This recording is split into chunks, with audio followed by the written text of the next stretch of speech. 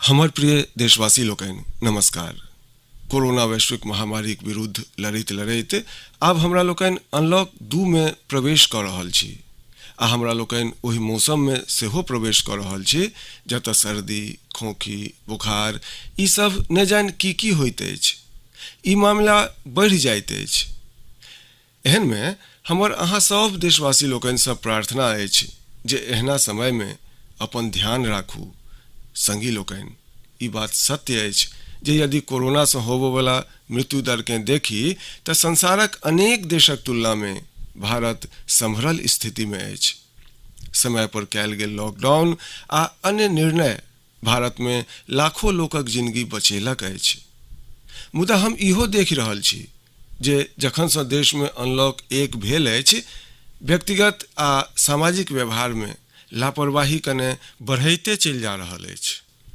पहिने हमरा लोकनि मास्क के लऽ कऽ, 2 गजक दूरी के लऽ कऽ, 20 सेकेंड धरि दिन में कतेको बेर हाथ धोबा सँ लऽ कऽ बहुत सतर्क छलहुँ। मुदा आइ जखन हमरा लोकनि के जखन बेसी सतर्कताक आवश्यकता अछि तऽ लापरवाही बढ़ब बहुते चिंताक कारण अछि। संगी लोकनि, लॉकडाउनक क्रम में बहुत गंभीरता सँ नियम सभक पालन कैल गेल छल। आब सरकार सबके, स्थानीय निकायक संस्था सबके, देशक नागरिक लोकनि के फेर सँ ओही प्रकारक सतर्कता देखेबाक प्रयोजन अछि। विशेष कऽ कंटेनमेंट जोन्स, ओहि पर तऽ हमरा सबके बड़ ध्यान देबऽ पड़त।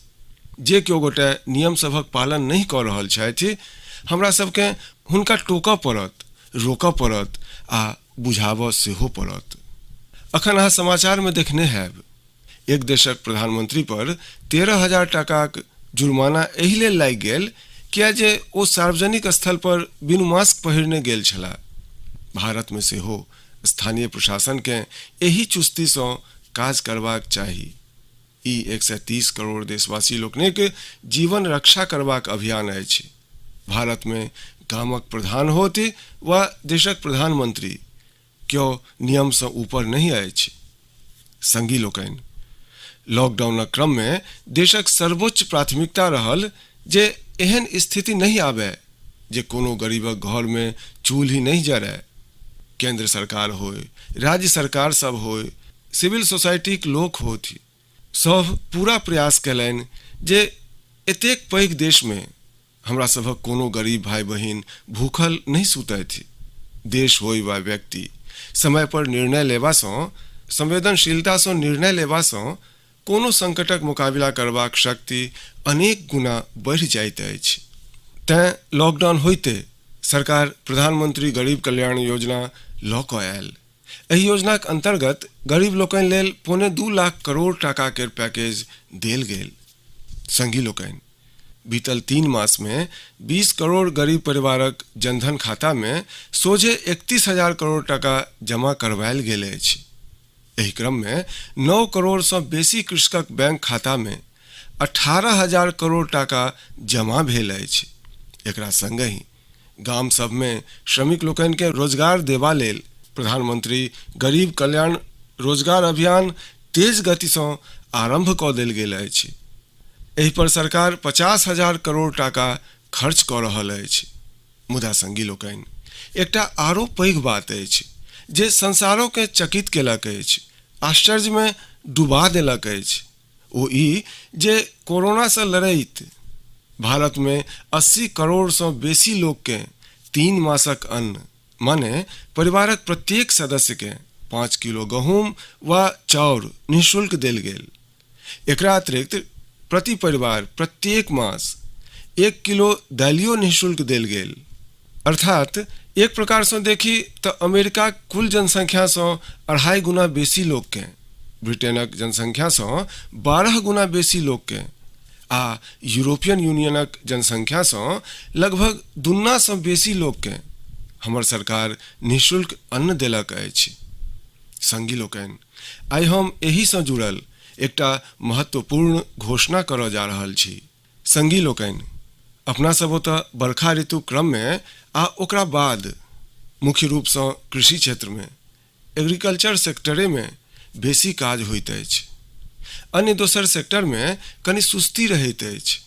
जुलाई से 9 पावनिक वातावरण सेहो बनऽ लगैत अछि।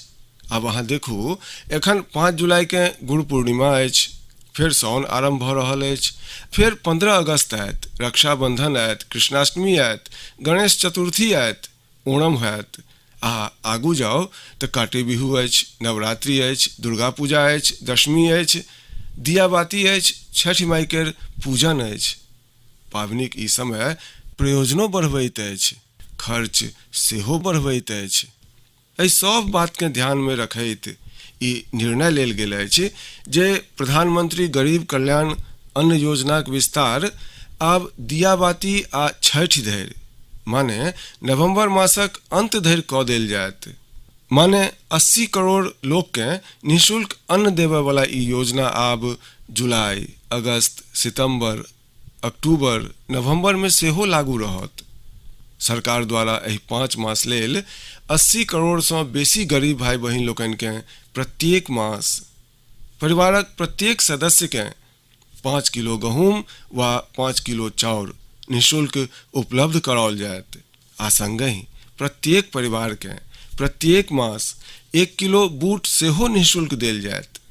संगी लोकनि, प्रधानमंत्री गरीब कल्याण अन्न योजनाक एहि विस्तार में 90,000 करोड़ टाका सँ बेसी खर्च हैत। आ जो एहि में पछिला 3 मासक खर्चा सेहो जोड़ि दी तऽ ई लगभग 1.5 लाख करोड़ टाका भऽ जाइत अछि। आ पूरा भारत लेल हम एकटा सपना देखलहुँ अछि। कतेको राज्य तऽ नीक काजो केलक अछि। शेष राज्य सबसँ हम आग्रह करब जे एहि काज के आगू बढ़ाबै। आ काज की अछि?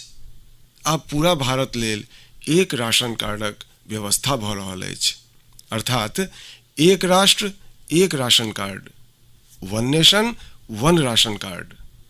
एकर सबसँ बेसी लाभ ओहि गरीब संगी लोकनि के भेटतनि जे रोजगार वा दोसर आवश्यकता लेल अपना गाम छोड़ि कऽ कतौ अन्यत्र जाइ छथि, कोनो आन राज्य में जाइ छथि। संगी लोकनि, आई गरीब के, खगल के सरकार जो निःशुल्क अन्न दऽ पाबि रहल अछि तऽ एकर श्रेय प्रमुख रूप सँ 2 वर्ग के जाइत अछि।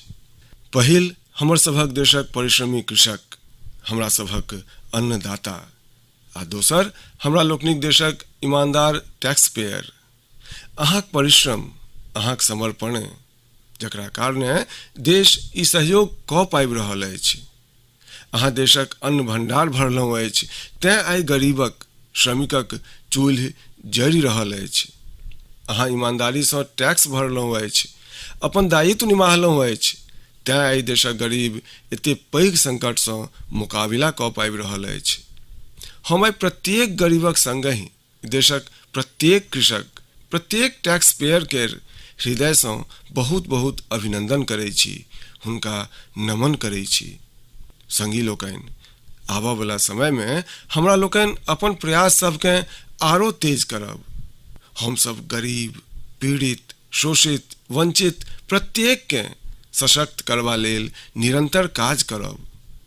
हम सब सतर्कता रखैत इकोनॉमिक एक्टिविटीज के आरो आगू बढ़ाएब। हमरा लोकनि आत्मनिर्भर भारत लेल दिन राति एक करब। हम सब लोकल लेल वोकल हैब। एही संकल्पक संग हमरा लोकनि 130 करोड़ देशवासी के हिल मिल कऽ संकल्पक संग काजो करबाक अछि, आगुओ बढ़बाक अछि। फेर सँ एक बेर हम अहाँ सब गोटे सँ प्रार्थना करै छी, अहाँ लेल सेहो प्रार्थना करै छी, अहाँ सँ आग्रहो करै छी, अहाँ सब गोटे स्वस्थ रहू, 2 गजक दूरीक पालन करैत रहू, गमछा, फेस कवर, मास्क एकर सदिखन उपयोग करू, कोनो लापरवाही नहीं करू। एही आग्रह, एही कामनाक संग हम अहाँ सबके बहुत बहुत शुभकामना दै छी। धन्यवाद।